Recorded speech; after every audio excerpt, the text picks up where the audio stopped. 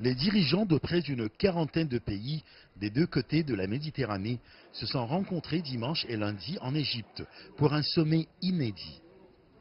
Pour la première fois, la Ligue arabe et l'Union européenne se rencontrent à Sharm el-Sheikh pour évoquer la coopération entre les deux régions voisines. C'est une opportunité importante pour évoquer des questions communes comme la sécurité, la migration, le développement économique et du commerce et tous les sujets de coopération entre les deux régions. Je crois qu'Européens et Arabes se partagent une longue histoire, une géographie et une grande culture. Nous partageons aussi des questions de sécurité, de paix ainsi que du développement économique régional. Le phénomène du terrorisme qui frappe les pays des deux rives de la Méditerranée et les moyens de coopérer afin de mettre fin à ce danger qui entrave le développement des pays de la région a été évoqué par les dirigeants arabes et européens. Pour sa part, l'hôte du sommet, le président égyptien Abdel Fattah el-Sisi, a souligné que le danger du terrorisme haineux se propage partout dans le monde et que nous avons aujourd'hui plus que jamais besoin de nous dresser ensemble face à ce danger. Je voudrais poser la question à nos frères et à nos amis. N'est-il pas temps de nous dresser ensemble face aux dangers des organisations et des éléments terroristes? Il est temps de s'unir en vue de faire face à l'idéologie terroriste et d'arrêter le financement de ces organisations.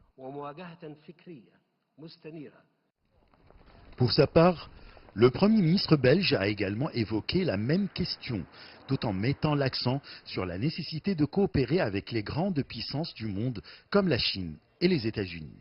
La lutte contre le terrorisme, la question des mouvements migratoires, les conflits, l'insécurité, tous ces défis globaux imposent des solutions globales et c'est la raison pour laquelle je pense que les Européens ont raison de parler avec les grandes régions du monde. Nous le faisons avec la Chine, nous le faisons avec les États-Unis.